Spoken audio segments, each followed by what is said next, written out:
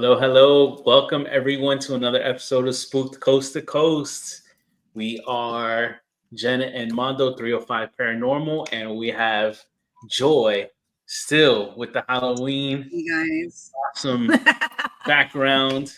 I think this is actually one of the best ones that you had, Joy. I like that. This one? House. Yeah, that's cool. Yeah. Make it permanent. Thank you guys for being here. Miguel, hola, Black Smoke. Oh, it's Mela and Steven. Hey guys. Thank you guys for being here. Hope everybody had a good week. And let's get started. Yes. So today, I'm here waiting on Haunted Angels. So today we have two guests, two amazing people in a paranormal community. First is Jennie 𝗟𝗏𝗂𝗁, and she is a paranormal investigator based out of New Jersey, right? Yes. Mm-hmm. And she also works in the New York area. She is an investigator and researcher with the ParaSight Experience, and she hosts a history-based show and film series called The Ghosts of Somerville, and is a co-host now with another podcast, Seekers Chronicles, Paranormal. Wait, hold on, Jen. You guys are like cutting it out. Is that my service? I don't know. Everybody sound thumbs up? Are we sound good? Yeah, good. Hold on, you guys are breaking up. You good, or is it me? Yeah, I think it might be you. Hears us good. She said, right. I hear them fine. Shannon, welcome. It might be yours. So yes, Jennie is now one you of hear them fine. So maybe it's me. Hold on, you guys. I'm gonna leave and come back because it's like you're cutting in and out. Okay. So Jennie is one of the co-hosts. If you can hear me, I'll be right back. Kimberly and our other guests, Anthony. Yeah. Well, so Seekers Chronicles, Paranormal Historians, and that is with our next guest, which is Anthony Samonelli, also a paranormal researcher, spirit artist, and founder of the Seekers Club of the Paranormal. So let's bring them on. They be investigating all over the New York, New Jersey area. Yes. What'd you call that? The tri-state area? Yeah. Tri-state. Yes. The third one is we do move out of state too. Yeah. We're not in the tri-states. Yeah. Connecticut is the third state. One day we're surprised you can come down to you guys in Florida. I don't know. I want to go up there because you guys have way more stuff. Sir, don't threaten me with a good time. Either or, I'll be fascinated with it. Oh man, let me tell you folks, the Jennie and Anthony, we had the pleasure. We've known them before, but getting the pleasure to actually meet them at Gettysburg Bash was definitely one of the highlights for us. We met a lot of folks, but Jennie, actually, I remember meeting Jennie. She was the very first person that we met of all the friends. We were trying to get our bearings together in the hotel, and we met Jennie at the pool. Yes, we ran into That's her. right. I was like, Jennie moment. That's true. We almost had the Spider-Man moment of them two pointing at each other. Jennie. Jennie. That's right. That. And so Team Jennie. I know. And how we met actually was during Ron Yakovetsky's one of his sessions online on Facebook. It's almost been a year because he was doing that every day was like around Christmas time. Towards the holiday. So the holiday Right. season, and then that's how we became friends online. So. Yeah. Yes. Hi, Jennie. Hi, Jennie. Hola, Miguel. Miguel is from San Salvador. El Salvador. Hey, Miguel. Nice. El Salvador. Hey, Mela. Hey, Black Smoke. Hey, 𝗟𝗏𝗄𝗃. Hey, Hola, ¿cómo Miguel. está? Sorry. Am I saying it right? Hola, ¿cómo está? Yes, there you go. Exactly. See that? Got it. You got it. So, Jennie, okay, so let's start with you. Did you ever, how did you start in the paranormal? Was it when you were a child? Were you just something you liked growing up, or did you have experiences? So unlike most people, I did not have experiences growing up. I did not have experiences as a young adult, none whatsoever. In fact, actually, my experiences are all pretty recent. And the reason I got involved was the opposite. Like I was always like science, science, science, skeptic, skeptic, skeptic. I'm going to disprove it. And my goal was always to make people not afraid. You know, like people would be afraid of hauntings and things like that. And so I always thought, well, if I can prove that it's not paranormal, they won't be scared. You know, even from when my siblings were little and I would say, there's nothing under the bed, let me go look. You know, I'll show you there's nothing in the closet. I'll show you. But then obviously, as one does, you start to investigate and things happen that you can't explain. And then you're like, oh, now what? Right. So, Yeah. you know, but yeah, definitely I was that nerdy scientist who was like, I'm going to show you all. Oh, that's okay. Yeah, it's So, unusual. that's good, because I think you're probably the first and only person I've heard that, other than one of our guests previously. She had UFO stuff and she never had anything until like later on in adult life. So everybody so far that we've talked to had something growing up. And Anthony is the opposite of me. Yeah, exactly. So Anthony, you want to share yours? At the ripe age of 3 years old, I started seeing shadows around the house, and it just grew on from that, you know. So when I hit about 13, but when I was growing up, my house had a lot of activity. You know, I hear my name calling, and I would see spirits, things wanting, and give away my age. That's back in the 60s and 60s, 70s, and nobody was allowed to talk about it. So my mom believed me, they seen it, but back then it was taboo to talk to anybody about it outside the house, especially in a Catholic neighborhood, you know. So as I was growing up, I started experiencing more. And I grew up in a town called Glendale, New York. We're surrounded by 9 cemeteries.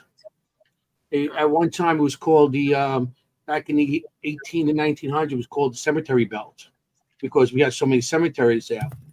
And growing up there, I got to experience a lot of things, because back in the 70s, the places we used to hang out is parks, because 70s was very bad with drugs back in New York over here. Probably roll the whole country, but I remember growing up in the 70s, and there was also somebody shooting up or something in the parks. So we used to go in the cemeteries to hang out, you know, and there was open fields and stuff. So we used to play in the cemeteries. Sure. So that's, you know, growing up around cemeteries, I guess might have enhanced whatever I had. So I was about 12, 13 years old. And no, it was about 13, 14, something like that. And we used to, I was hanging out with girls, you know. And so, you know, a bunch of us guys and girls, they decided they wanted to go to a park. They wanted to go to a big store that sold clothes and everything. But to get to that store, we had to walk through a cemetery. So we all walked to the cemetery, but the cemetery closes. They close them at like, you know, 4 o'clock around here. And so we went to the cemetery. On the way back, the sun started coming back. So we're cutting out. There's holes on a fancy slide. Go in and go. So we get to like near my neighborhood by the cemetery. Before we go to the fence, we're standing there talking, a bunch of us. And I see my first full body apparition of a woman standing by a grave. Looked like she was praying. Her hair was blowing in the wind. She had red hair and a white outfit. And I could even see her feet. So I was like my first full body apparition. So I took off. I was a little nervous. My friends, I'm like, did you see that? Did you see that? And they're like, no. And everybody thought I was crazy. So I made myself some dowsing rods. I had a little Boy Scout compass and a 35 millimeter camera with like this big with a big flash on it that, you know, back then that's what we had. And I used to go in the cemetery at nighttime by myself when they were closed and start doing investigations. So that's started me off on my investigations back then when I was about 13 years old. So dowsing rods. I used to make dowsing rods. I don't know if you know the metal hangers they have. Yeah. Those wire hangers. Yeah. I used to cut them up and make dowsing rods out of them. Oh, I was a poor kid. I didn't have no family. That's so cool, My truck Anthony. driver. My mother was a home. She Do you stayed have- at Do you have any pictures of him? my father. Of your, Dowsing No, rods. do you your dowsing rods. have any No, pictures of the dowsing rod? No, you kidding? Back then, I have a dowsing rod right here. Here you go, man. I got dowsing rods now, but I don't have pictures of my old dowsing rods made out of Not that. the homemade ones? Oh, No, that's no. cool. My mother put a kibosh to that because he got tired of hanging her clothes up on back of chairs. Because I was cutting up all the hangers. That's She funny. used to get- Oh. But she did. She went like this, bend it, and threw it out. Yeah. That's part of- That's So- funny. Ended up that I used to go in the cemeteries by myself, and from that point on, I started doing investigations pretty much on my own. So that's how I got started. And then 1996, probably when you guys were just born. Yeah. I wish I was born in 96. Yeah. He's not talking to me. I 96 know is that. when I started my team, 𝗟𝗲𝗀𝗃𝗃 Paranormal. So, and we're still around. We're still doing it now. I got less teammates now than before, but when I first started, it was in 96, and nobody was interested in the paranormal back then. They were, but they was like taboo. And they told me, we're interested, but we're not going to go with you. And I said, okay. So my team consists of me, myself, and I, all three of us. So I went a lot of places on my own and did a lot of stuff on my own. And then once it got popular in 2000, it was 2004 when the Ghost Hunters and Ghosts of Somerville and even the what was it? What was that one? Which one? Oh, I forgot the name of the other one. But the three shows that started it pretty much brought it to the main media. And everybody started like, oh wow, let's go ghost hunting, and everybody bought a K2, and they're like the biggest ghost hunter there is. And I just kept on going. Maybe Paranormal State. I used to love Paranormal State. Yes, Paranormal State. Yes, they're right. That's the one. Paranormal State. I used to love that show. Yeah. And that's what pretty That much was brought good. everything in, those shows. So, and I've been doing it for the last 48, 49 years now. Now, So- and now he has me to go to cemeteries with in the middle of the night. Yeah. Now, Now he's That's his partner. That's crazy. Like being there. I mean, it's funny because we've gone to some. I enjoy it. I'm sure you've gone to some cemeteries where instead of in the parks seeing sketchy people, I've seen sketchy people at cemeteries where I'm pretty sure they're shooting up in there too. So I don't know. Yeah. It's either one. It's kind of now. Mhm. When you see people, do you see them or see spirit, I should say, translucent? Is it different every single time? Or like sometimes I've seen them like half body. I've seen them from the waist down. I've seen them from like the waist up, it varies. Yeah, it does.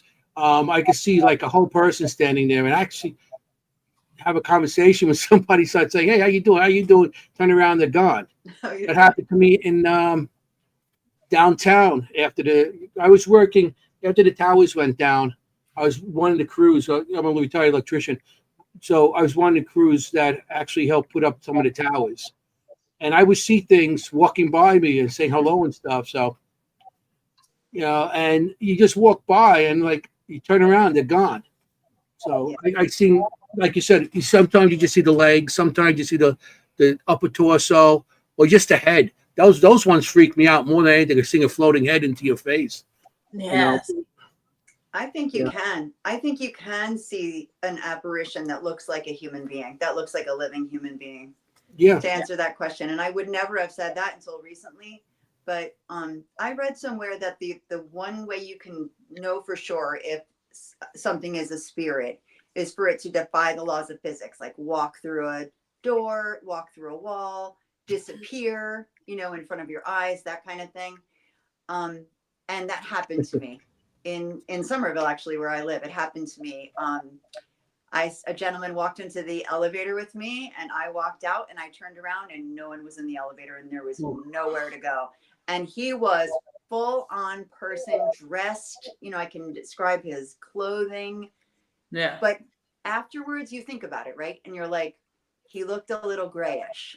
Like now that I think about it, he looked a little grayish, but he looked like a human being. I said hello, like good morning like I would say to you or anyone else. And I turned around and no one was there and there was nowhere to go. It was just an elevator at the top of, nothing. So That's awesome. I think that you really can see somebody and it can be a spirit.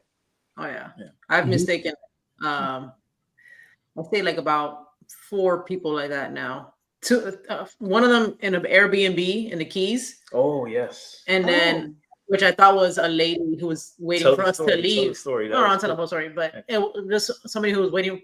They were waiting for us to leave, so she was like, she had like a maid's outfit on. I mean, just that's what she had on. And she was just like staring at us, like, like, and looked like she was holding something, but I wasn't really paying attention because I was, kind of moving, and I'm just like looking at her.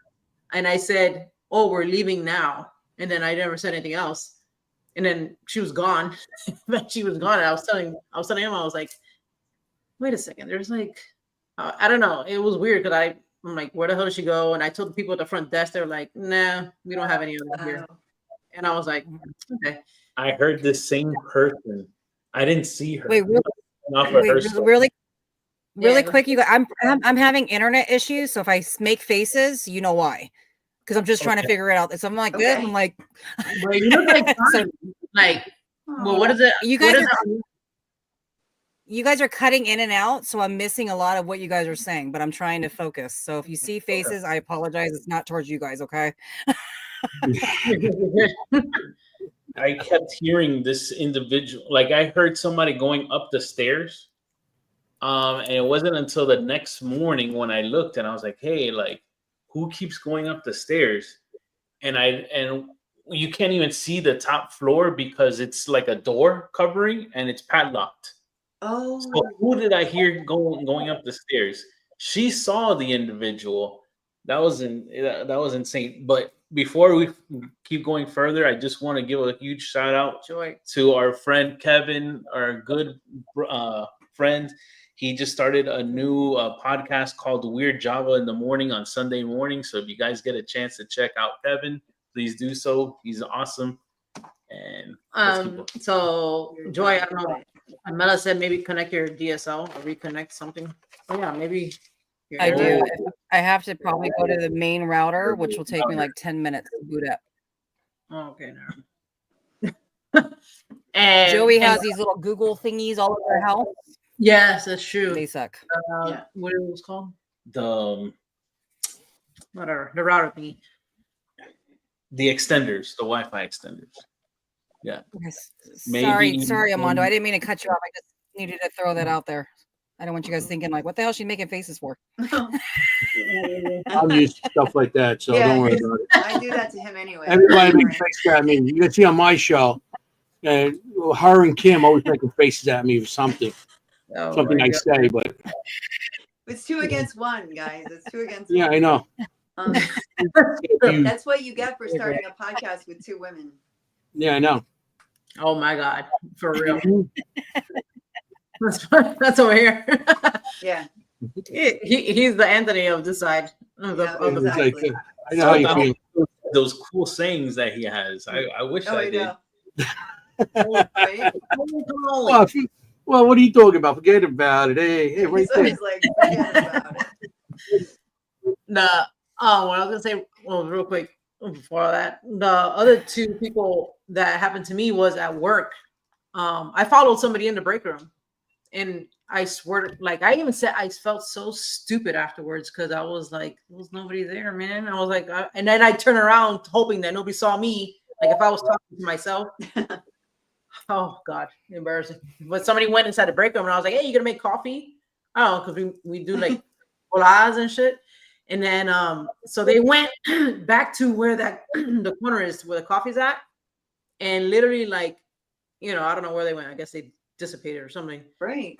And I was like, are you gonna make coffee? Well, I'm later, I'm like, they're gone. I was like, oh my God. I turned around, I was like, what the heck? And then people started telling me at work that they were asking me, I don't know, throughout when that was happening, I guess in the same time, people were starting seeing stuff at kind of like the break room area. And they're like, hey, do you think the thing from the 3rd floor is coming down to the 2nd floor? Because we're seeing shit. And I was like, yeah, probably, I guess, because I've seen it at this point. Yeah, you're like, whatever.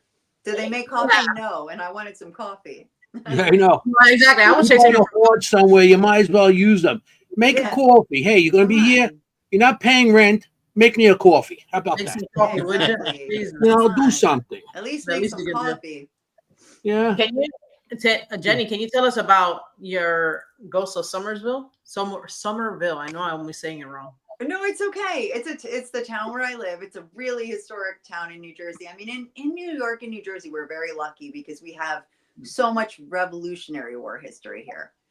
I mean, we joke that there's not really a place that George Washington didn't sleep in New Jersey. Like, it's kind of unusual to find a place that he didn't sleep. But you know, he did spend a lot of time in Somerville during the war. He spent about 6 months living in Somerville in a place called the Wallace House. He and Martha slept there for 6 months during the winter. And we have a lot of historical buildings where I live. Anyway, so we thought, I worked with a filmmaker. His name is 𝗟𝗏𝗘𝗀𝘂𝗧𝗂𝗯𝗲. He makes horror and suspense films. This guy is like, if anyone out there is into horror, this guy is like the horror guy.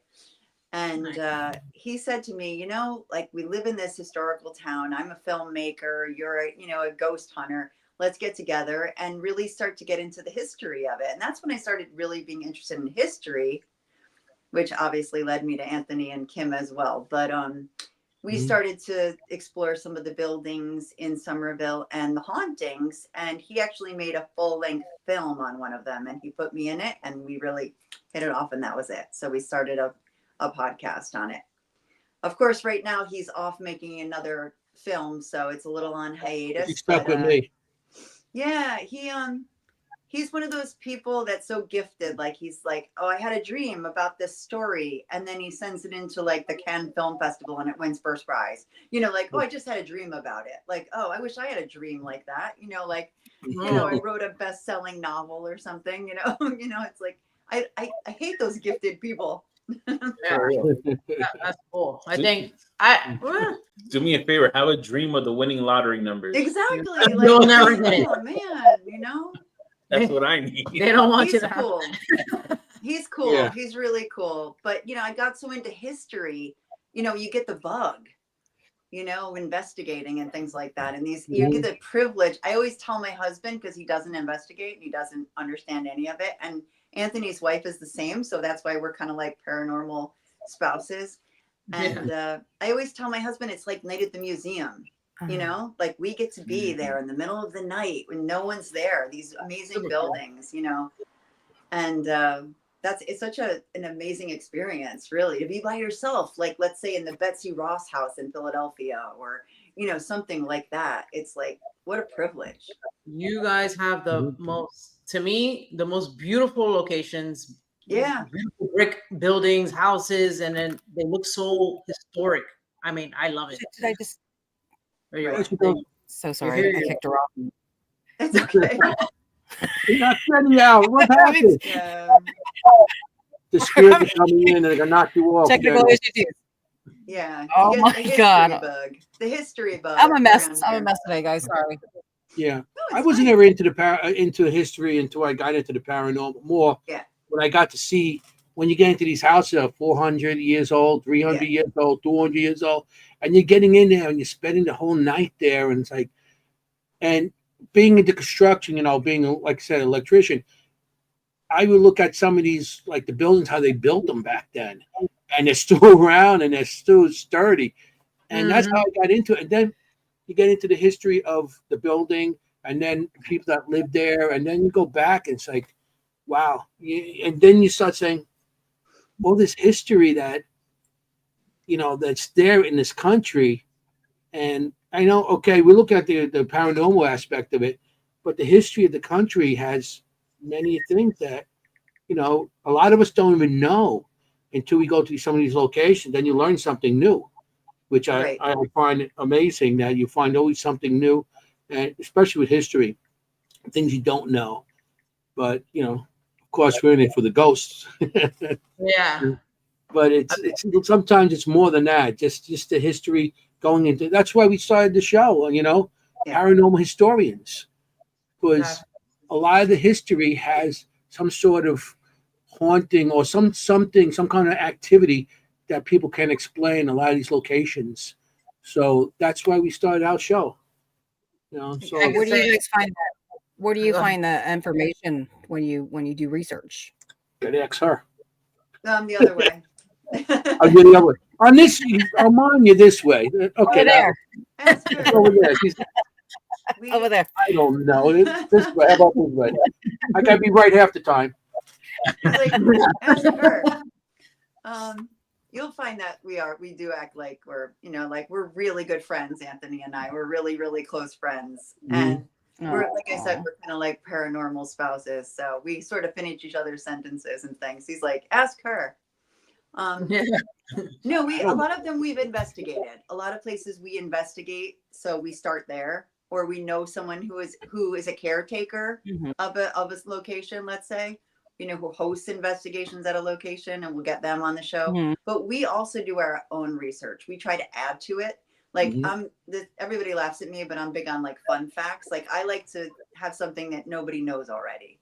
Like some kind of offbeat historical facts. Yeah. Like that's me. Nerd. You said that in the beginning. Total nerd. Yeah, isn't it the best? Everybody loves his accent. That's awesome. Yeah. I try to explain to people. I'm from New York. We don't have accents. Everybody else does. Yeah. My husband, the world. New Yorkers don't have accents. And I'm done. My husband's actually from New York. Yeah, where? Anthony. The Lower East Side, Manhattan. Oh, he's in Manhattan. Okay. Yeah. I'm in Queens. Oh, you're in Queens. Okay. Yeah. His uncle lives in Brooklyn. He has family all over the place over there. Yeah. He doesn't have it's funny because when he talks to his family back home, his New York accent comes back, but it's not as thick as yours. I mean, everybody says an accent. I don't hear it. Oh yeah, I love it. Anywhere around, I love it. I don't know what these people talking about. Hey, I don't got no accent. I don't get it. Hey, do they really? Like, what's a Miami accent? I don't know, but I've had it said to us though. Yeah. They're like, wait, are you from like New York or Miami? I'm like, Miami. I'm like, yeah. You sound different. It's not like a South. It's like say we're in Georgia, that's what we get. Oh. Yeah. Yeah, no. We have our own. We have our own lingo down here. You got your own accents. Yeah. Okay. I've actually been to Miami a lot. Yes. Yeah, bada bing, bada boom, eh? Yeah, exactly. Forget about it. It's like investigating with the I love it. Forget about it. It's not forget about it. No, it is. Who wants to hear that? No, next time Jenny and Anthony, you guys are down in Miami, please let us know. Oh, we'd love definitely. We're the first people we're hitting up. Oh, definitely. We're gonna be an amazing time at Gettysburg and sitting down in StaticCon, but I know speaking with Jenny, we would love to actually investigate with you guys. That would be awesome. I want to investigate up there though. Of course. Oh, yeah. Stop inviting people to Miami. Let's go up there. Yeah, I want to leave. They can come to us too. Like, yes, I know, but they have better shit. They got better. We get up here. We try to get the Shanley for you. Ooh. Oh man, that'd be awesome. Or just take me to one of your, because you guys have like the oldest cemeteries anyway. So we do. Cemetery, yeah. We do. Yeah. When I grew up, I told you I was going around all the cemeteries. But the history of the cemeteries in Queens and Brooklyn were that in I think it was 1848, 1840 something, 46, a law was passed in Manhattan that they can't have people buried in their backyards no more. Yeah. You can have people buried in where churches are, graveyards around the church, but you can't have people buried in your backyard. So what they had to do, all these people had to resume all these bodies and bring them somewhere to bury. So in Queens, it was prime land, and people were buying land up and making cemeteries, selling plots to these people. Okay? So part of the history on that is, that's why you got in Queens and New York, Queens and Brooklyn. There's a lot of cemeteries that have all those bodies. But the one thing that wasn't that's really told too much is that they would resume these bodies up at nighttime and put them on wagons, because back then there was no cars.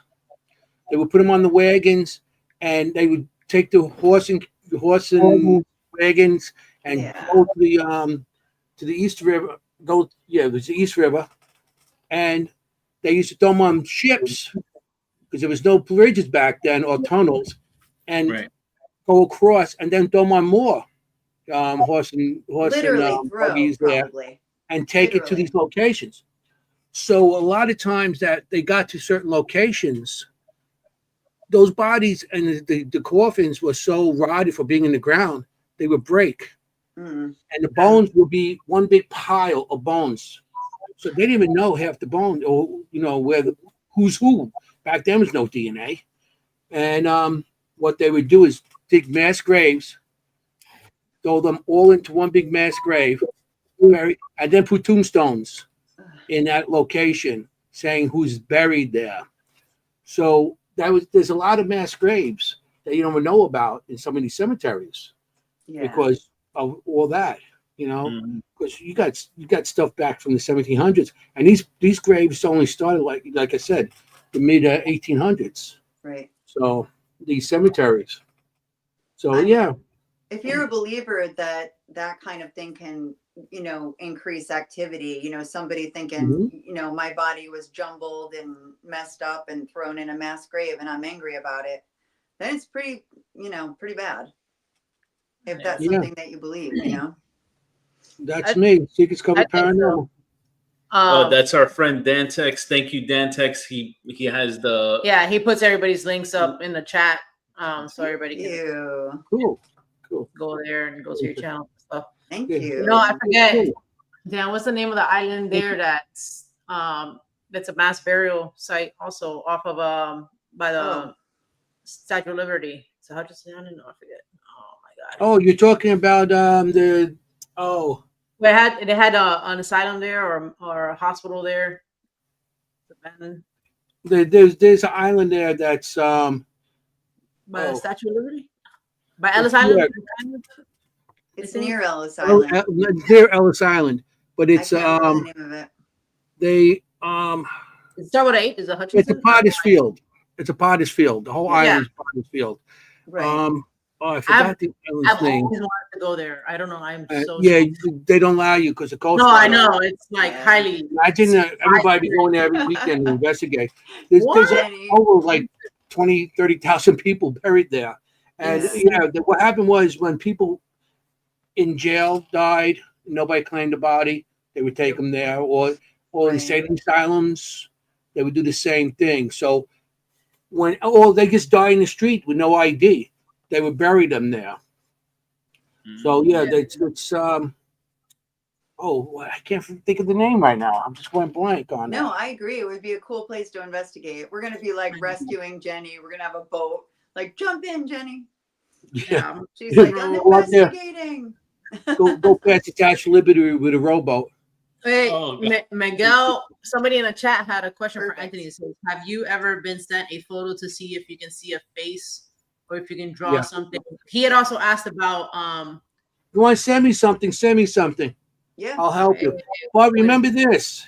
If I don't see something, I'm going to say that I don't see something. You can't get mad. It's my opinion. Right. Because a lot of people if you had experiences in remote I guess Yes, I have. I mean, I don't have to be in location because I draw my stuff. I don't have to be at a location to actually draw a picture. I can see a picture and draw something that's from the picture, which I have. You can ask Jenny. Yeah, Gettysburg. That thing that they I wasn't there, and you seen the pictures I drew from a little thing.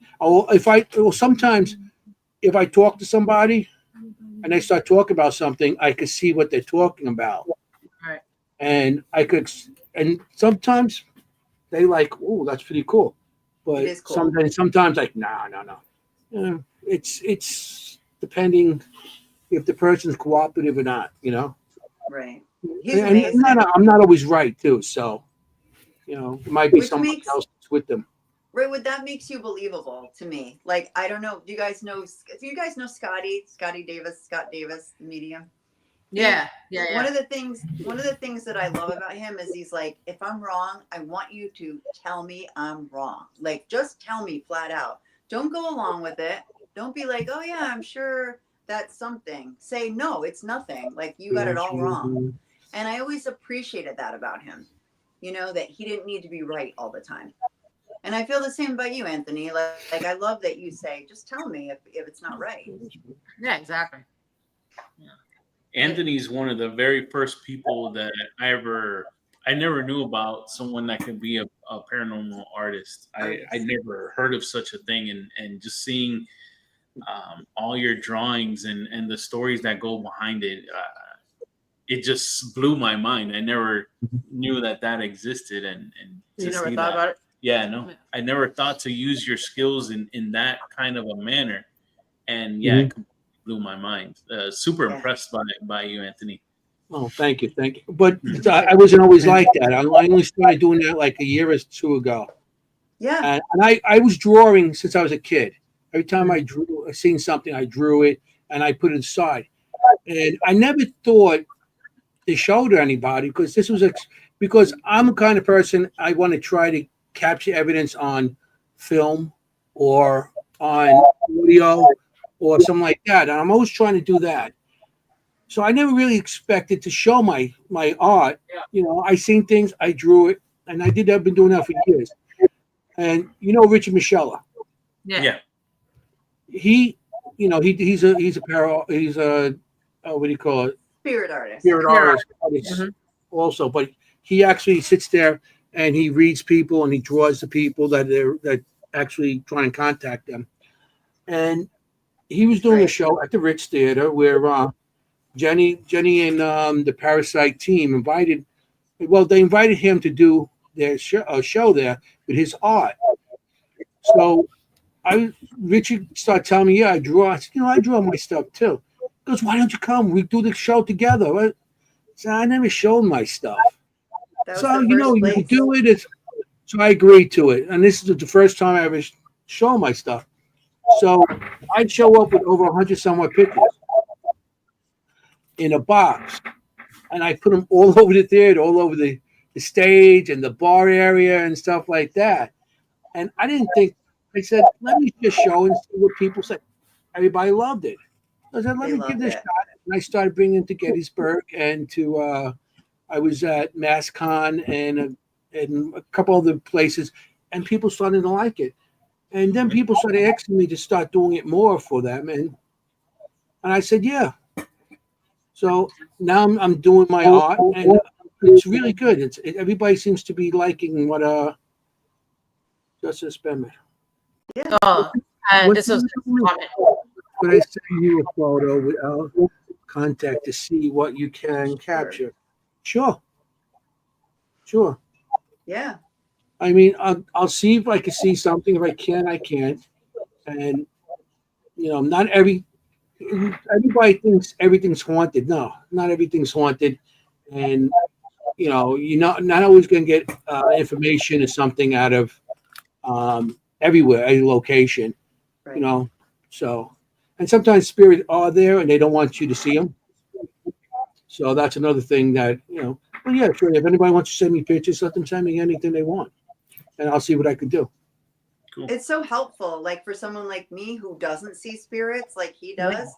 It's so helpful because I can start to ask questions based on those drawings. Like, for example, Richard, who I worked with first with the drawings, we would take one of his drawings and put it down, and we'd have no activity, and then suddenly he'd draw something. We'd put it down and say, "Do you know this person?" And everything would go off, kind of thing. And it was like, now we're getting somewhere, And same with Anthony's drawings. I mean, it helps me ask. I see that you look like, you came from here, or you're a mom, or you're whatever, and we start to get answers, and it really helps. Like when we're stuck. Yeah. It helps date the era also. Helps date sometimes a location by the clothing they're wearing. Yeah. Oh, that's true. Yeah. It's so helpful. He's really talented, so humble. He's so talented. I think all of you guys are like. Yeah, we had Oh, Richard amazing. on a few weeks back, and he was awesome too. Yeah. Great Yeah. to speak as well. But yeah, Richard? I never thought you could use your skills for that, and it just blew my mind. Well, I was You gonna draw? Jenny. Then I was Huh? gonna say, You do you draw? guys draw? No, I draw. Yeah, Jennie You? does. I do that. Yeah. I sketch every once in a No, while, but joy. nothing Me either. nothing like that. But Jennie does, and she's really good. Yeah. What I tell people too, that even you can't draw, if you can't draw, just what you see, write it down. Okay, he has a hat, he has this, he has that, or she, or it looks like this and stuff, and put a date on it. You know what I mean? Or with the location you are. And you don't have to draw it. If you have it written down, it's documenting somehow.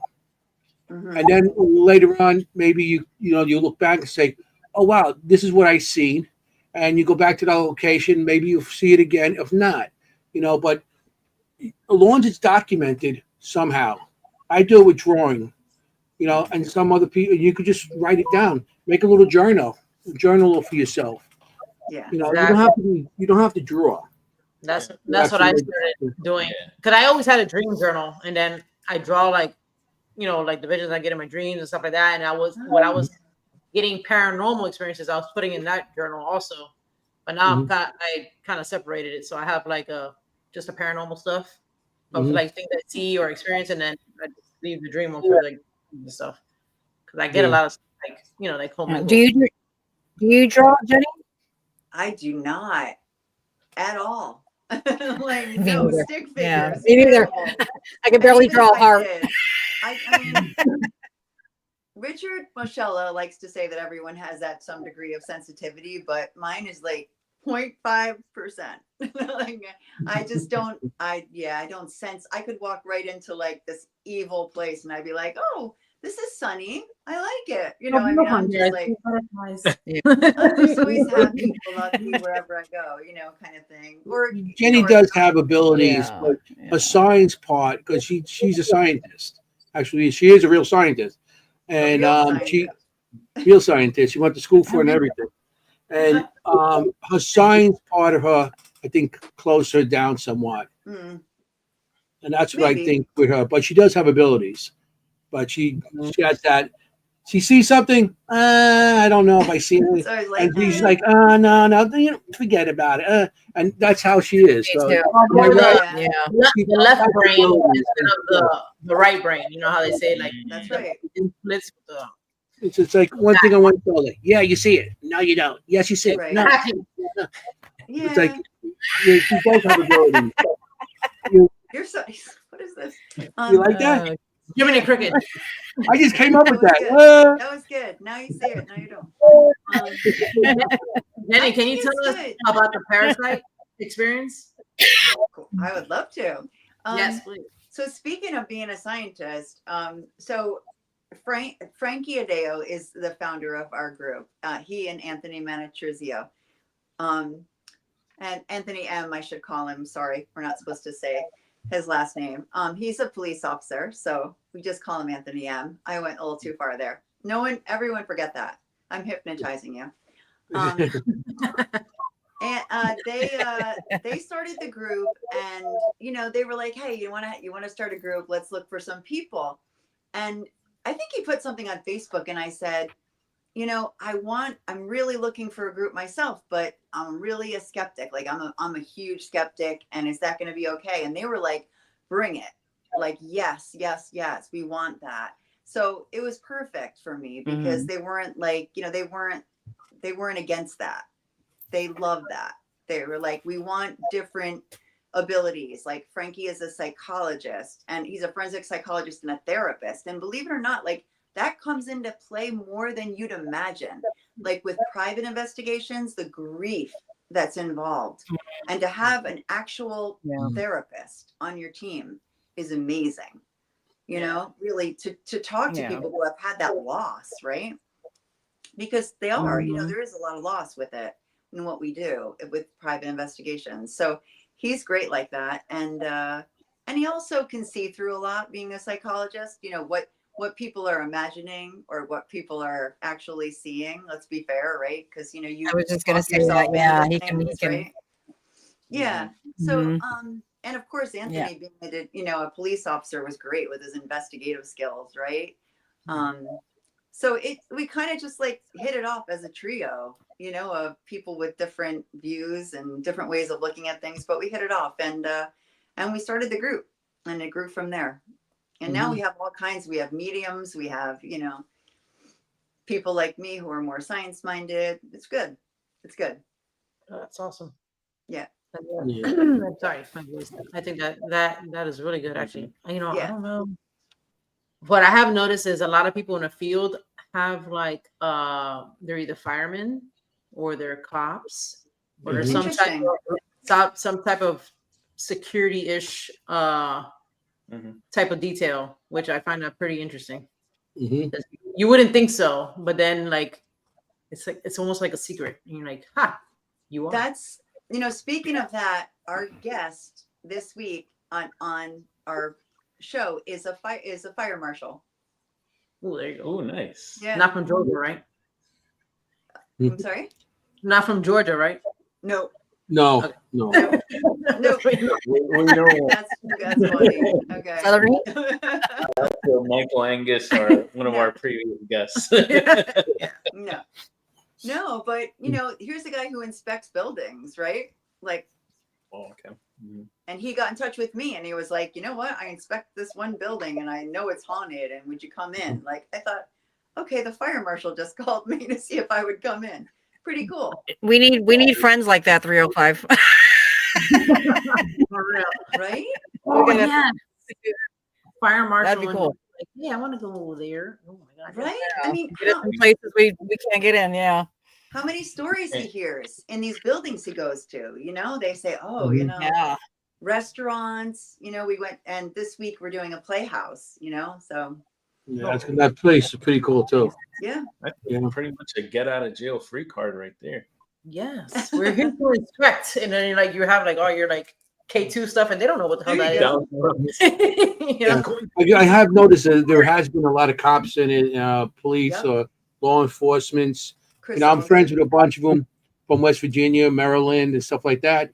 That are actually, you know, they're still in the force and everything. They're waiting for retirement. We're friends. I'm actually pretty decent friends. Ghosts of what was that show? Shepherdstown. Shepherdstown. Yeah, Shepherdstown. The cop that's on that show, Mike King. I'm pretty friendly with him, and I see him at a lot of events and stuff. And he's ready to retire, but he's still in the force. Him and a bunch of people I know are actually cops that are on the force, or there's some kind of federal agent or something like that, and they are doing these investigations with us. Yeah. And it is something to have these people with you that actually do all that. Yeah. And I also know I've been noticing a lot of teachers are starting getting into it. Really? Teachers, yes. Do you guys a couple of teachers that we were dealing with and stuff. I don't think I've come across that yet. No. Teachers and stuff like that. So I'm looking at, you know, these people that are like a professional, that's their professions, like, you know, or like teachers and cops and all this stuff. Even some construction people I know, you know, that are into it, that you look at them and you see, there's a lot of times they have these shows and you look at the people on the show and like, what's this? It's this real evidence? Or especially a lot of these YouTubers now, you know, TikTokers, they just get the quick scare out of things, like, and oh man, I see them advertising some of these people, and they're like, oh, come on, are you an investigator? Come on, oh my god, I see a ghost. What are you there for? Yeah, what are you there for? I went ghost hunting and I saw a ghost. Yeah, you build it, they will come. You know, it's like you're going, what's wrong with you? You know, you talk, oh my god, I see a ghost. Oh my god. Listen, that's what you're there for. Get the evidence. We'll get the scare. They're trying to get people to you know, to like them or whatever they do on these things. You know? Yeah. That's funny. Yeah. So it's made a big turn on a lot of the stuff now too, investigations wise and stuff. Yeah. And I've been noticing, like, you have two groups: people that are in it for the evidence and stuff like that. Then you got the people that are in it for the money. And those are the people that are all the drama, their drama. Yeah. And then you got the people that are really doing it for fun and to do it. Everyone loves this guy. Thank you. I I love have you a too. complex, Miguel. Yeah, he's awesome. Yeah. It gives me a complex. Everyone's like, "Oh, hi, Jenny. Where's Anthony? Hi, Jenny. I love Anthony." That's messed up. It's because it's your partner in crime. It's gonna be like that. I'm You know, like a it's like- straight man. No, what's Anthony? It's ridiculous how they not bring the evidence, but they're bringing the shock value into it.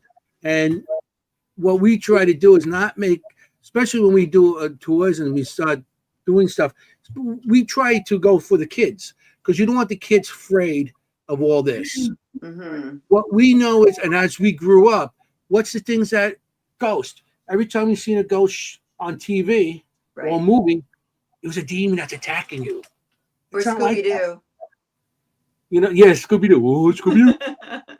Can you say how many times both of you guys have a ton of experiences and investigated 100 places? I think I would even say, I dare to say.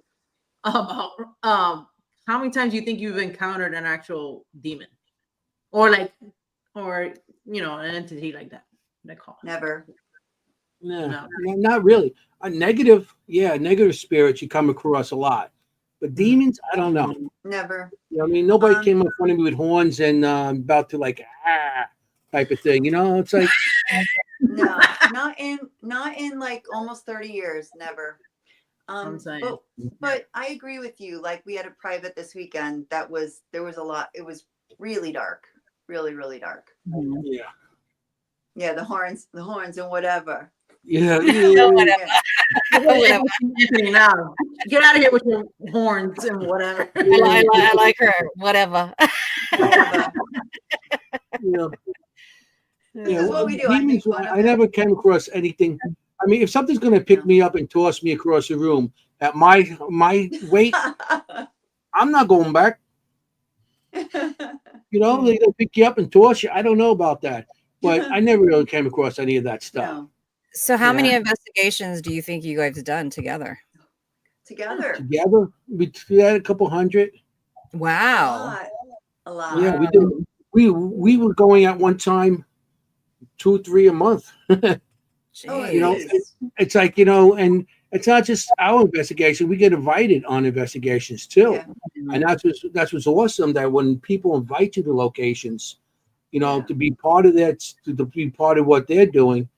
And I mean, well, with me, I've been going since I was a kid, so I've been believable. I did private residence, I did historic residence, you know, historic buildings. But you know, I did hundreds. Yeah, and she probably, we remember we used to go on before we even met each other. So but since then, we've gone in so many together, so many, countless together. And you know, I still learn from Anthony. I don't know how you guys are. Do you still learn from each other, right? Yeah, we did all the time. That's why we can't so much say to learn experts or anything like that, because we're learning something new every day. Exactly. Yeah, each investigation, maybe something will happen. You're like, I never thought about that, and it's just, it just blows your mind. You know. Yeah. I get those, and I get with a lot of the newer people that are coming in, that are really into the investigation, and they're like, this, and they, something, that's cool. Yeah. And I'm still learning stuff. I don't care. Everybody goes, I'm a professional ghost hunt. No. Give me a break. No, because having a TV show doesn't make you professional. It makes you popular. Right. Exactly. Right. Exactly. Because you're popular, you got a show. Doesn't mean, because I've been on TV a couple of times too. And where am I? I'm sitting in my right now, hanging out like, I have no TV show. And I'm not looking for a TV show because we want to be real in the field, and we don't want to be edited or told what to do. Right. Yeah. We do what we're going to do and give you the real stuff, not have our real stuff cut to make somebody have a shock value. Right. Entertainment. Yeah. For me, it's about helping locations, helping private locations, helping public locations, helping people. Mm-hmm. You know, like I started out that way. Like it's about let's make you not so afraid of your own house. Yeah. You know. Yeah. Mm-hmm. Let's make it better. But I still learn from people- Anthony all the time. I learned from him this weekend. What would I do this weekend? Where did you guys go? This weekend. Cannoli with the chocolate chips is just as good as without. She comes on investigation. She bribes me. She brings the cannolis. She put a bunch of cannolis this weekend. It's like, oh, cannolis, You know the way to a man's heart. Yeah, feed him cannoli. Cannoli. Leave the gun, take the cannoli. There you go. Yeah, that's it. You know, Yeah. leave the would ghost, say the take the cannoli. Take the cannoli. Can you tell us? Well, maybe you have a place each separately. I would assume. Like, what was your most? Yeah. Jenny, with you, what was your most memorable location? As far as maybe the one that freaked you out the most, like kind of like whoa, like scared you the most, or just that left such an impression. I think there are two different ways. So Okay. I would only say that there was one time, you know, I tend to be pretty stoic in investigations, but Fort William Henry in northern New York State, it's up way up north in New York State. It's Fort William Henry. Did you ever see the movie Last of the Mohicans? Last of the Mohicans. It was filmed there. That's where it was filmed. In the middle of the night, huge fort, you know, all to ourselves, complete silence in the casement. I was with 𝗟𝗏𝗘𝗀𝗃 from Full Moon Paranormal. And all of a sudden, we're at the bottom of a set of stairs and boots, like the loudest boots, running down towards us, like out of nowhere, out of silence. I've never been so startled in my life. I thought my heart was going to stop, you know, and it wasn't so much scared because I immediately went up the stairs to see like if I could catch something, because we knew nobody else was in the fort but us. But it was like bang, bang, bang, bang, bang towards us. And it took me a good like 10 minutes before I could really talk. You know, it was like, you know, what was that? Like coming towards us. And you can hear like boots on wood stairs, you know, and you can imagine the silence, you know, up on a lake, you know, huge fort by yourself in the middle of the night. And, you know, that jarring noise, it was like, oof, that stayed with me for a while. I was like, the fact that something that you don't see can make that much noise. Yes. You know, it scared us. And you can hear it coming towards you. You know, and Anthony's had things come up on him as well. You know, just like yesterday. On you, right? Remember yesterday, something came up on me. I'm like, something came up on me at a prior investigation, and it's all of a sudden they came up on me. I'm like, Jenny, something just came up behind me. They're trying to scare me. So I didn't turn around. I said, if you're trying to scare me, you're not doing a good job of it. And then she's taking EVPs and stuff like that. And the voice goes, the thing came right up on me. I could feel it on my back. I said, you're not doing a good job. I'm putting my camera together. I just got there. So that's funny. I have a habit of laughing when that happens. Yeah. Oh, it's startling because it's quiet. You know, it's like really it's startling, quiet. but I laugh. I don't know why. Yeah, I am scared, but I laugh. Like it's. I know it's hilarious. like, you know, I feel like good. That doesn't sound so scary, but it's terrifying when there's nothing there and something is like banging down the stairs. And the other place is Betsy Ross' house. I mentioned it before. I never expected the disembodied voices at that place that I would hear, like all by myself in a hallway and someone coming up to my ear saying, I see you there. Like, and I got it on my body camera. Oh, wow. So literally got the voice saying, I see you there. But think about like what frightens me is the intelligence of that. Like someone is next to you saying, I see you there, but you don't see them. You know, Yeah. And this guy Yeah. was following us around all night laughing at us, this gentleman. I don't know who it was, but everywhere we went throughout the whole building, it was like, a guy laughing. And Like a real guy or like a ghost guy? no, a ghost guy. And it was like out loud. That's And awesome. Yeah. I feel What? like disembodied voices are the creepiest. Like EVP, That's that's one crazy. thing. But just hearing somebody talking, like, okay. Like no That's one's awesome. there and someone's talking. That's crazy. Wow. Yeah, so not Yeah. not the real scare on YouTube scare like Anthony mentioned, but to me, Right, those right, are right. really frightening. When someone comes up in your ear and says, "I see you there," and you don't see them, it's like that's scary. It's startling. Yes. Yeah. Absolutely. Mhm. Yeah. How about you, Yeah. Anthony? What are your? I would say that's crazy.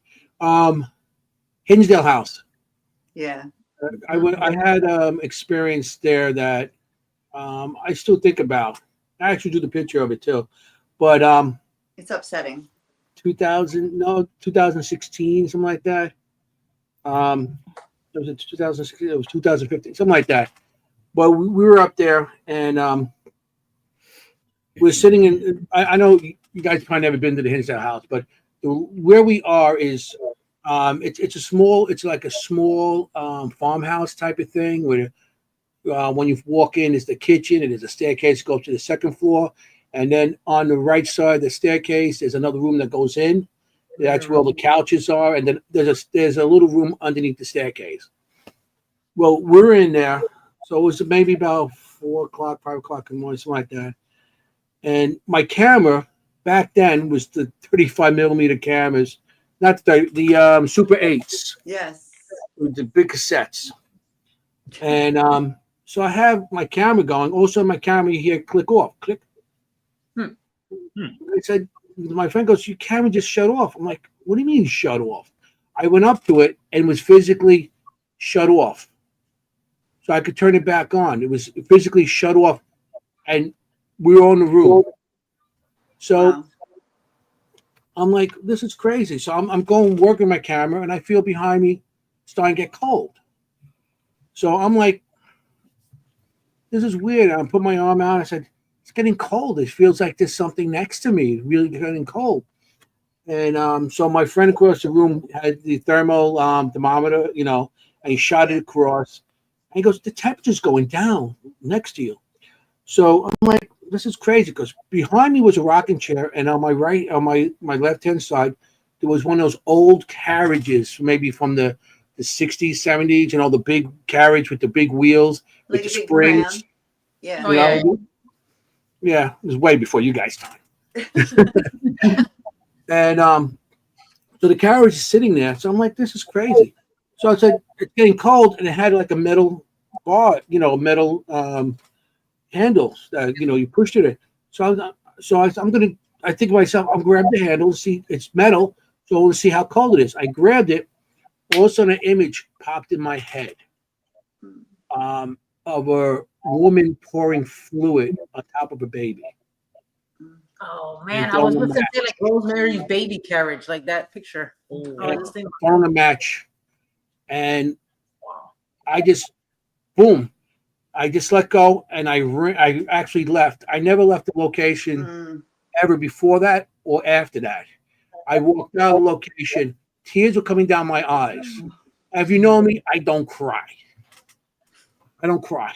No. And so it's like my brother was with us too, because my brother Gerard investigates with us, or he used to.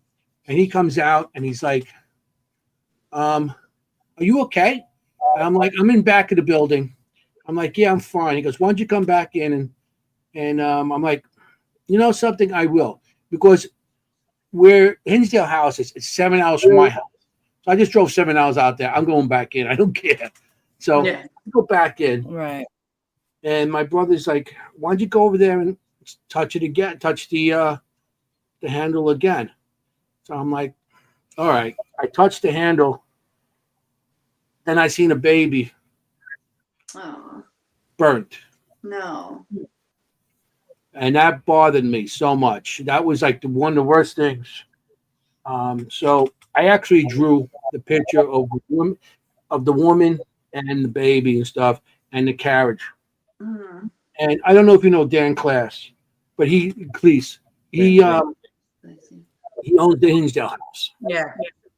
And I was doing a Paracon in Gettysburg a couple of years ago, and I'm like it was like maybe last year, the year before, and he was next to me, and I said, Dan, this is, I said, and I had the drawing of it because that's when I started showing my drawings. I show him the picture of the drawing, and this is 2023. He's looking at the drawing, goes, that's what people see by that carriage.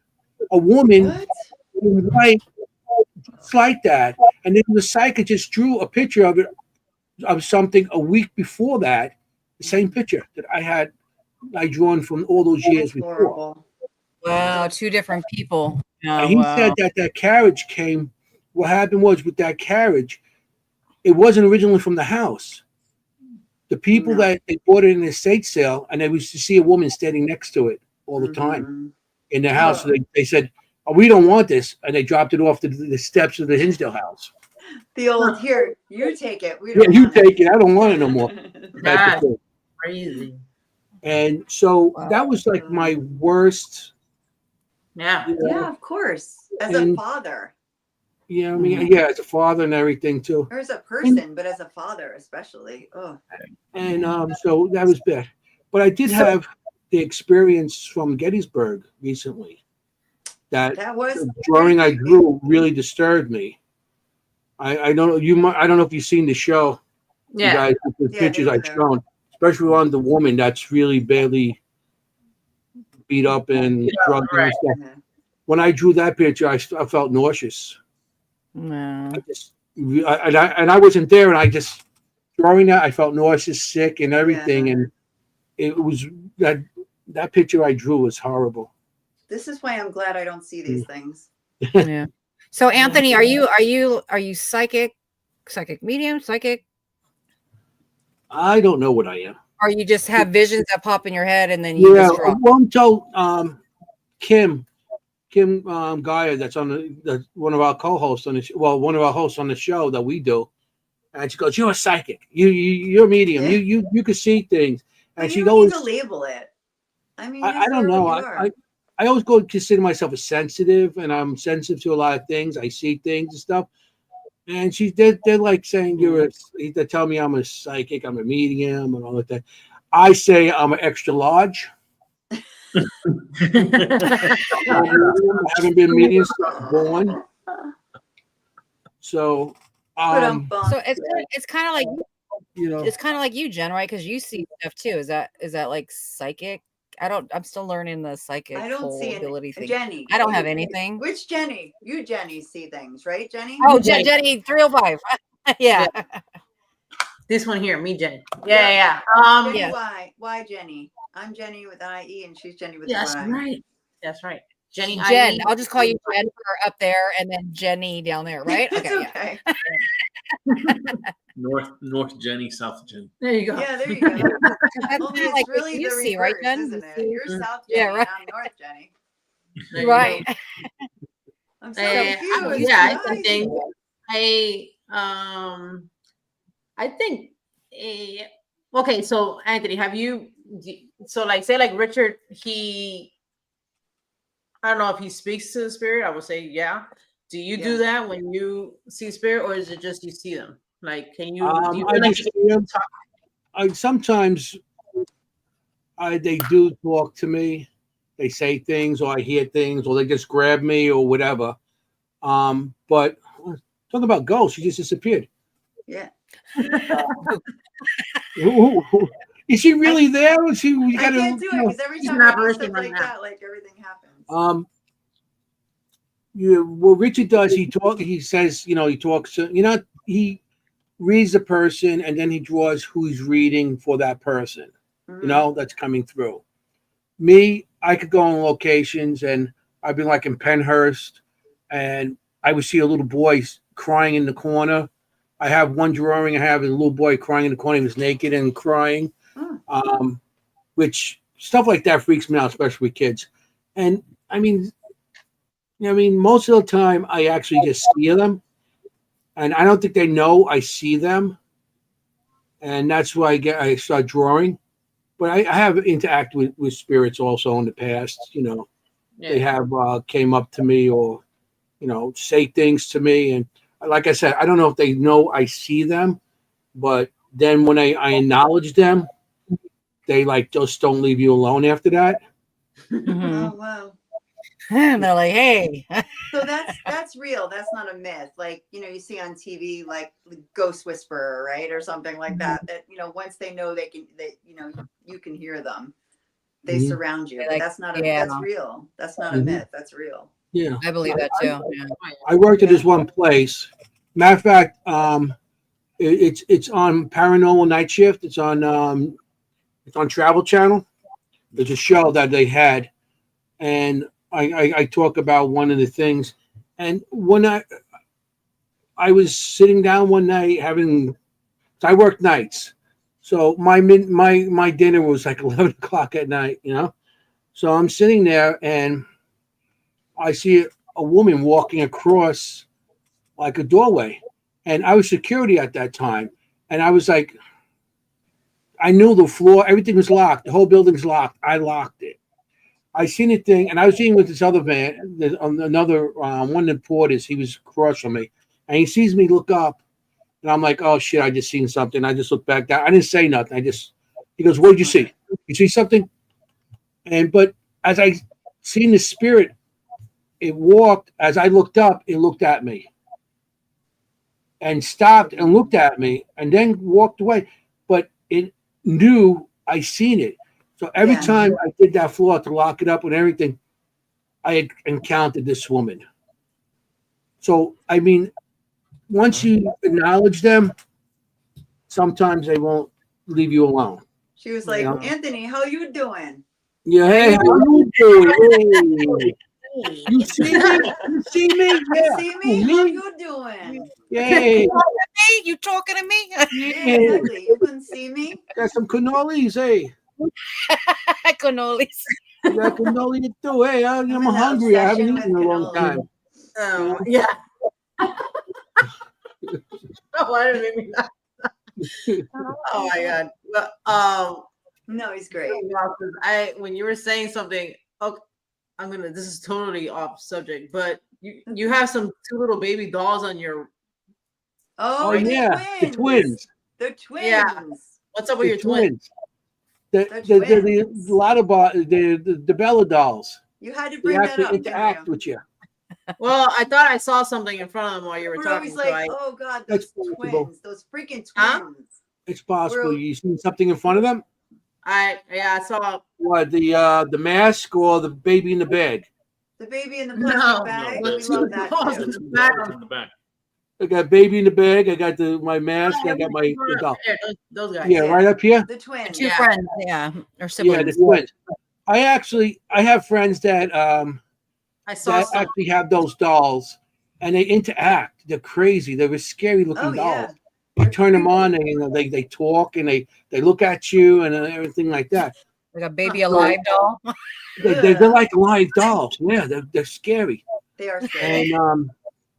And I seen them. My friend has them. A couple of my friends have them, and they use them as trigger objects on the investigations. Okay. And they put them there, and they actually, because they talk, it's like a spirit box. They say things to you, and so I seen these things on eBay, and some guy had an estate sale, so I put a bid on them. You know, really cheap bid, thinking I'm going to lose, and I won. Oh God! That's why they're sitting there right now. And Kim and I hate it. We're like, God, not the twins. They freak out over it. They're so creepy. I'm waiting for them to be like, I'm gonna stab you to death. Yeah, they're really creepy. They move and everything. I thought I saw a little I used my mouse, and I was telling Armando, I was like, I just thought I saw something, and I swept across both of them. Yeah. And I'm just like staring at him while he's talking. The twins. That's cool. I do have things that do follow me home all the time. You know, I have things follow me home, and you can protect yourself as much as you want. There's always going to be something coming through.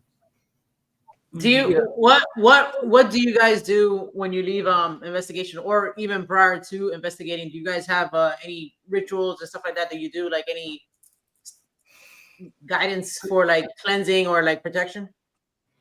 I just say a prayer. I say the Father. You know, I'm Catholic, so I just say a prayer. You know, I say the you know, 𝗟𝗏𝗘𝗀, and that's you know, and I thank him and everything. But hey, Mr. Allgood. Mr. Allgood, how you doing? Hey, it's all good. He's here. Oh, good. He's here. Hi, Chris. Love your accent. I know, it's all good. It's all all good. That's He's good, Anthony. he's a great guy, so Yeah, we love him. nothing I can say bad about Chris. Somebody else, the Cocos are here. Team Coco in the house. The Cocos. I want some Oh, King Cocos. with the Cocos. That's Todd and Chameleon. That's right. Chameleon, he calls her. That's Because good. All together. my Italian friend can't say Carmela, so he calls her Chameleon. Like, what? I could say Camella. Carmela. I say it wrong, so Chameleon's Yeah. easier for me. There you Yeah. No, that's good. Carmela. Anthony. I mean, I feel like it's personal, right? Like, you know, Yeah. the protection thing. For me, like, I'm a very open, joyful person. Like, and I feel like I don't let negativity into my heart, and I live that way, and that's my protection. You know, like, I think it doesn't have to be just that day. Like, I think you can live like, keep yourself healthy, you know, like, whatever it is, work out, eat well, whatever. Just keep yourself in a good frame of mind, keep yourself healthy. That's how I do it. Very good. Yeah. You know, you're not that- doing that answers anything a lot. dark. Yeah, I keep myself healthy too. A lot of greasy That's him, food and whatever. He's terrorism. Yeah. Yeah, like I say, here's the paranormal juice. Keep us up all night. There you go. Red Bull. It just He sounds was, good. saying before I was eating dinner at 11 o'clock at night, and I was like, we do that now. Yeah. Mhm. Exactly. Yeah, sometimes you On investigations, yeah. Yeah. sometimes you Yeah, just I gotta mean- get it in where you can go. I know. And then it's always like, yeah, we're not gonna eat anything bad, like, you know, a Mexican yeah, right. restaurant. You know, you're at a fucking Mexican restaurant having a burrito, and then you have like stomach demons at a location. You're like, why? Why? Yeah. Because you know why? I learned that a long time ago. That you got to watch what you eat before you go. Because Yeah. cheese is so good. Yeah, because it's a lot of contamination. And you think it's like, that spirit going, "Rrr." No, that's I'm my always hungry. stomach or I'm other always things. hungry Oh my unless God, it was demonic. It's demonic, right? It's like, what the hell is that? That's a EVP demon. sessions are like, with me, they're like, oh, no, that's just my stomach growling. Oh, no, that's my stomach growling. Tag, stomach growling. Ooh, thank you, Chris. Thank you, Chris. We appreciate you. Good people. Absolutely. I can't wait to hang out with him again. Mm-hmm. As a matter of fact, I think Todd and Camilla's down there right now, aren't they? Are they Yeah. with you right now? They all had dinner together. I Dinner think break. they're down They there, went or back maybe to the they just left. Montgomery Whatever. house. Yeah, We need they to went to the Montgomery house this weekend. I would love to go there. Me too. I will see if I can meet them maybe this We upcoming should year. meet there. We should meet there. That's like meeting in the middle. I would do it. Yes, that would be okay. Let's plan that for sure. Well, Yeah, yeah, North we should go to Carolina. Dayton Boy, next just gonna have to fly yourself from the West Coast over here. year. West Coast. You're She's breaking a up and the internet is going in and out. I'm trying to be like, like I heard you and I didn't hear anything. Sorry. What'd you say? I was saying you'll have to meet us on the East Coast though, because it's not Yeah. halfway for you. Okay. Yeah, come. Sounds like a plan. I'm looking at my tickets when we going. That's a perfect place to meet. That's a perfect place to meet. The Yeah, Montgomery house. That house is so pretty too, man. Oh It my is. God. And What we're is all it? inviting ourselves, What- Chris Allgood. We're all inviting ourselves to your house. Yeah, he'll have us there for sure. Yeah. He'll love that. My house Yeah. is your house is my house. Anthony, No, I and mean- well, with Jenny also, does your family, do they feel like they ever get affected with anything paranormal, or do they feel like, oh, you brought something here, or No. has anything ever affected them? Yeah. Yeah. No, not For my years family. I had No. that. I mean, my husband is a complete non-believer, like 1000%. If you don't even let it bother him. Yeah. Oh, No, wow. he wouldn't. He'd be like, "Bring what?" Like, no. He's like, "Yeah, never mind." Have you taken He's him like, on an investigation, Jenny? No. No. No. Maybe if he goes, change his mind just a little. I take a. Yeah. I show him stuff, and he's like, It's different. He has to experience it himself, I agree. think. I agree. Yeah, he has. Yeah. How know about you, what? Anthony? Oh, go ahead. Sorry. Yeah, I mean, my wife, I mean, she's a believer, but she doesn't want to believe. And I remember, you know, and she still sees things once in a while. I don't know if I'm bringing him home or because I'm in a cooperative that has 6 floors and, you know, and it's 2 sides and there's things around this building all the time. But then things follow me home. I remember her. She used to think it was my son. I used to come up and like stand by the kitchen as she's cooking, and it wasn't. He'd be inside. So she has seen things, but like I said, I don't know if I brought them home with me or they're already here. But things don't stick around very long anymore. Wait, You know she what saw you like a doppelganger of you? No, she used to see a doppelganger of my son. Oh, I was gonna say 2 Anthonys. Oh my God. Yeah, 2 of them. Imagine that. My brother's seen a doppelganger of me in Burlington prison. In Burlington. Yeah. I was down in the basement. My brother was on the 1st floor, and he's seen somebody going up to like the 2nd floor. And he's like, Anthony. And I just walked up the stairs, and I walked up. And I'm down the basement. I said, what? What do you want? And I go up the stairs. I'm like, what? He goes, you're down there? Who just went up that way? I don't know. That wasn't me. Now, if the ghost turned around and was like, what? What do you want? Then it'd be interesting. Yeah, No, well, insane. Oh, if he turned around and was nice to my brother, you would know it wasn't me. You know? You're funny. That is 2 Anthonys. 2 Anthonys. No, but I'm lucky because I have Anthony, because my husband is a total non-believer, not interested whatsoever in it. So, you know, I'm lucky that I have a good friend that goes. Yeah, of course. I think that's key. That's awesome. Tell them your experiences, even if you question them, he's probably gonna be like, yeah, okay. But then you tell it to him, and then he's gonna, you know. Mm-hmm. And for you guys to be able to click is awesome too. You know, he's stuck with me.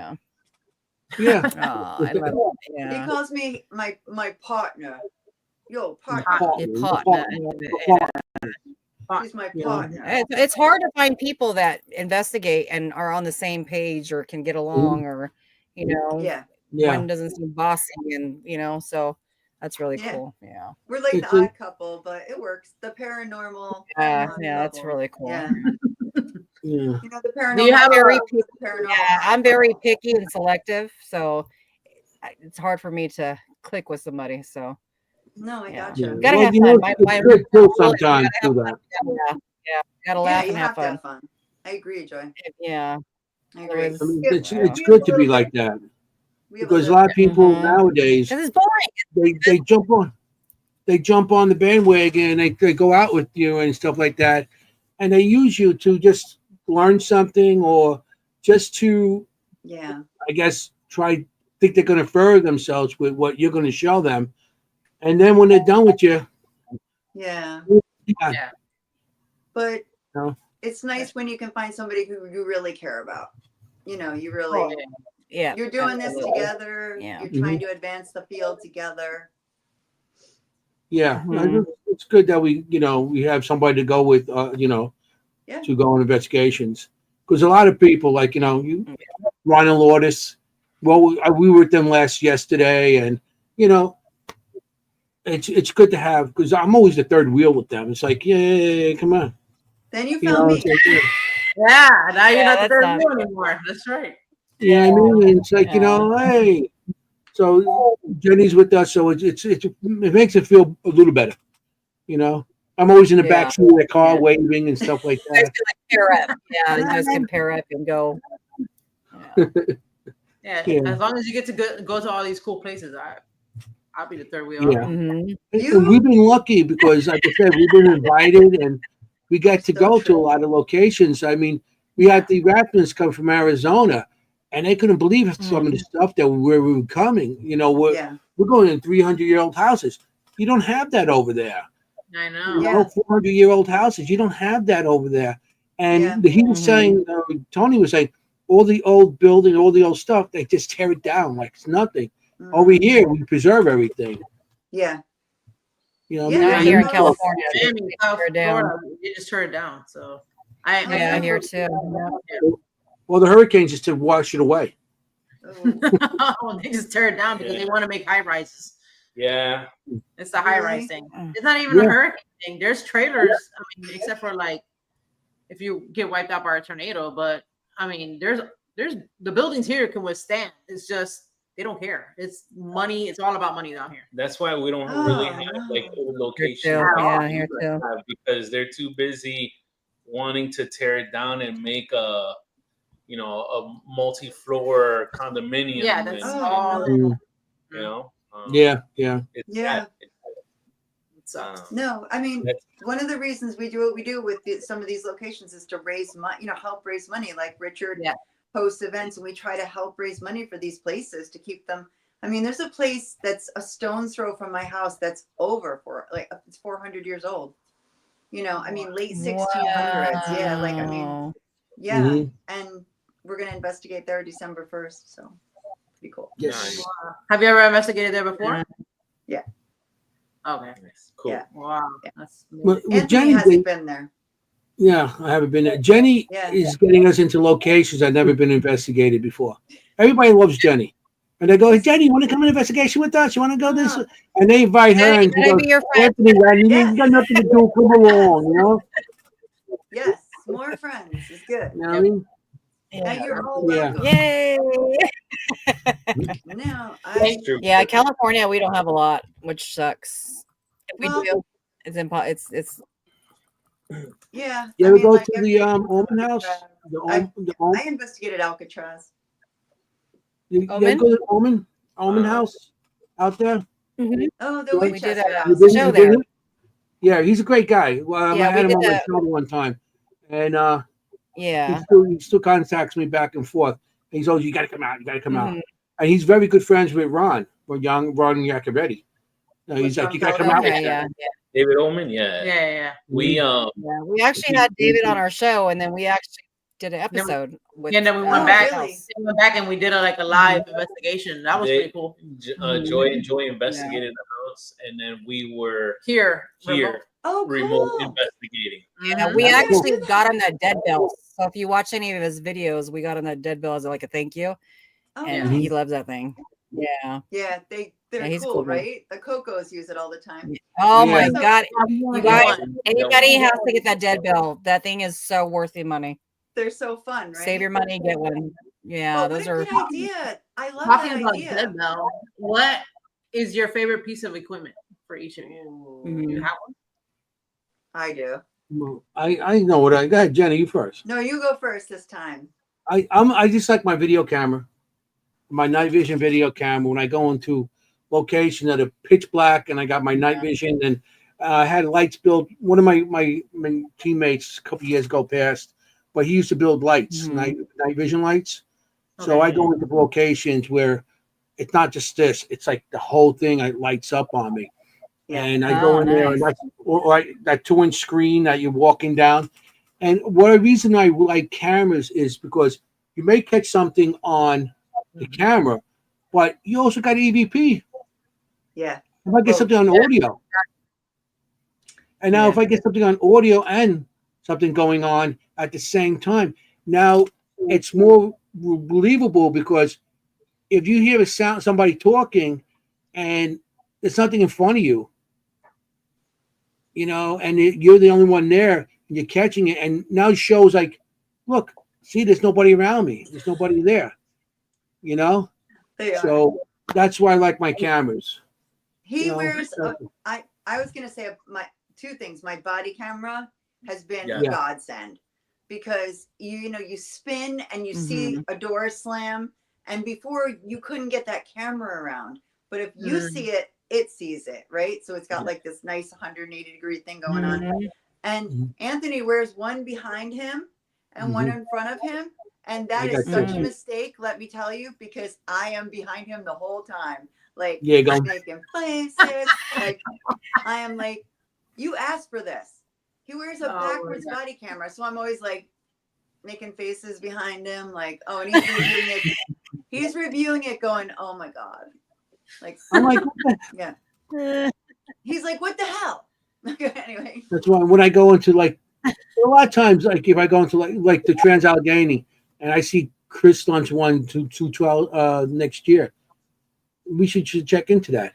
But the whole thing is, yeah, when I did that, you have a body cam in front of you and one in back of you, because when you're walking down and you're by yourself and you hear, how many times you hear banging behind you, and then by the time you turn around, you don't see. Now, if I hear banging behind me, it's Jennie. You get picked up. It's me. It's Jennie going, oh, come on, he's asking for it. Come on. It's cool too, because there's a lot of times that sometimes something gets thrown and it's coming from behind you. Yeah. At least you can, with the camera, you can see the trajectory of where it was coming from. Yeah. No, I do think it's a good idea. I just think it's just too tempting that he puts it backwards. Yeah, that's funny. My favorite is my DR60. I do. That's my absolute favorite. I mean, once you start with it, it's like addictive. Totally addictive. Yeah. I love the voices. He loves the cameras. I love the voices. Like, I'm just mesmerized by these voices that we get. Yeah. Too bad the DR60 is so pricey there. Wait, shh. My husband can hear you. Oh. What? It's what? It's $50? Oh, yeah. It's $50. $50 a week for the rest of your life. $50 a week. Forever. For the rest of your life, okay? Don't forget the rest of your life. It's like, I always say, like, oh God, if you ever knew. We'll never know. $50 times watching. I'm sure of that. So that's I mean. Yeah. Equipment. Like a steal to me. Yeah. What they bargain. Yeah. It is though. It's worth every cent. Yeah. That's true. Jennie, real quick, it's Miguel had asked this question. I'm assuming it's for you. I don't know. Is that a yay or nay? Jennie. No, it doesn't. With an IE. Yeah. Because spelling. So interestingly, I can't boil water. I can't cook at all. Not even a little. But my husband cooks every single day, every night. He goes to the market. He buys fresh food. He prepares it. He is an amazing, amazing cook. So it is important to someone in my family. Very important to him. Yeah. Yeah, cooking. Good call. I like to cook and I like to eat. So I can't cook anything. I like to eat. I don't like to cook. No, but the answer is yes. It is important to someone in my family. My husband. It's very, very important to him. Cooking is everything to him. So. That's great. Yeah. Definitely when we come up to investigate with you guys up there, I know we definitely got to make a stop and get some pizza. And some cannolis. Cannoli. Everything else. I just want cannoli. Nice Sicilian slice, you know? There you go. Yeah. Some pepperoni or sausage or whatever. Yeah. So everybody in the chat room, if you loved hanging out with Jennie and Anthony this evening, you can definitely catch them every Tuesday night, 8 o'clock Eastern Standard Time. They are you can search them on YouTube, Seekers, Chronicles, Paranormal Historians. I think on Facebook as well, right, guys? Yeah. Sometimes Facebook's a hard time, but yeah. Yeah. You can definitely catch them on YouTube. You'll see the 305s on the live chat. So definitely there to support our good friends. Matter of fact, you guys are going to be on with us soon. Yes, you are. So no, in the next couple weeks. Oh, Not this week, but the following week, 2 weeks. Yeah, in the next couple of weeks. So just to give you guys a little sneak peek of the subject that we're going to be talking about, it is the very first location that Jen and Mondo investigated together as a couple. Jennie had investigated before herself. That was the very first location that we investigated together as a couple. So I'm not gonna spoil that to you. For that, you're gonna have to tune in. I've been doing a lot of research on said episode, so that way we are ready to go. But yeah, definitely you can search it like that. They're on ERRT Radio. It is Jennie Colucci, Anthony Samonelli, and Kimberly as well. Kimberly, how you say her last name? Geyer. She's the ghost hunter medium. History medium. No, ghost history. I always screw it up. She's gonna slap me. History medium. She's. If you ever want to watch some great YouTube videos, the ghost history medium. She's amazing. She really is. Really quick, Todd and Carmel, I don't know if you guys answer this and the internet cut out. They said, what body cam is the best? What do you use? Oh, good question. Oh, yeah. I use what I buy on Amazon. I don't know. I mean, I bought mine on Amazon too. And Me too, the police officer that works with us. It's depending what you want and how you want to use it. You know, if you're going to look it up, and like I said, I bought a lot of I buy myself on Amazon. So my camera, I looked it up and I bought it. I looked up all the cameras they had and the price range I wanted, and I just from that point on, I was like, you know, I looked at what the first thing I always look up is how people rate them and how the comments are on the thing, and the one I think it's GSI. I think the one I have. Okay. But the two I have. As a matter of fact, we used them yesterday. Mm-hmm. Yeah. But then they're good to have. But yeah, mine's not like that. And mine has a little screen. You want something with a little screen, obviously, in the back too. Yeah, like mine do. So and I clip it on, or I have a thing that like a magnet that you magnet onto you. Yeah. And I also have a harness now too that I put it on. So. Yeah. You have to get the magnet. I love the magnet. Yeah, you put the magnet on and you just put it on your shirt, whatever. You know what I just bought? I just got this little guy for my camera. I love it. That's cool. The GoPro? Yeah. Just kidding. Was that GoPro? Yeah. I think I have that. I think I have that, or I have a hat with one. That's cool. They have hats with a little attachment. No, magnet. I know, right? It's hard. Yeah, that's cool though. Yeah, they have one with a hat too, Jen. Yeah, and you want to be hands-free, right? Like you want your hands to be free. Hands-free. That's the other thing about the body. The only thing, Jen, when you do that, watch your hair. I know. Yeah. Your hair can give you false evidence. No, I'm not because. No. I always have my hair like. The hair, because I see people send me things, videos, and they have like something bouncing. They go, look, there's a ghost. There's a ghost. No, it's your freaking hair. That's too close. It's your freaking hair. I always have my hair up. She wears her hair up. He never says that to me, but Jennie could have short hair. So I don't have that problem. See? Get in the way. Oh my God. It's your freaking hair. Yeah. We'll leave it at that. It's your freaking hair. You want to tell anybody where to find your channels and stuff? Yeah, your socials. Yeah, Jen, you want to tell them? Jennie. Well, as you just mentioned, you have Seekers Chronicles Paranormal Historians on ERRT Radio, YouTube, 8 p.m. on Tuesday nights. So you can find me at the ParaSight Experience. Just Google that and we'll be right there. And also on YouTube at the Ghosts of Somerville. It's SOMERVILLE. Like not summer. I definitely want to check out some of your guys' videos. So awesome. And Anthony, how about you? How to find me? I don't know. You just Google my name.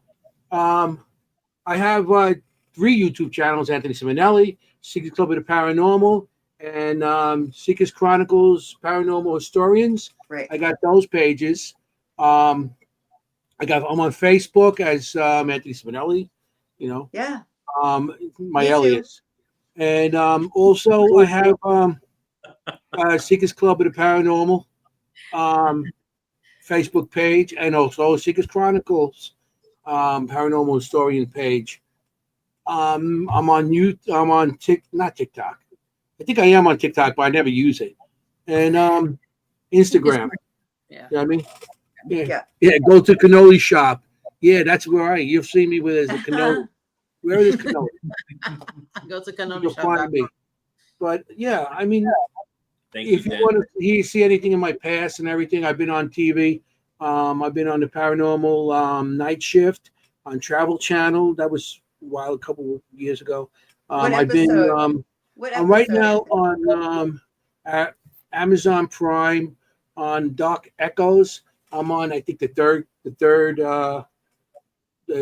episode 3 of the first season. We did Wildwood Sanitarium upstate New York. So I'm on that. Just Google me.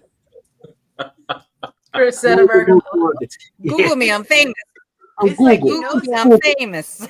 I'm not famous. I'm not nothing I am.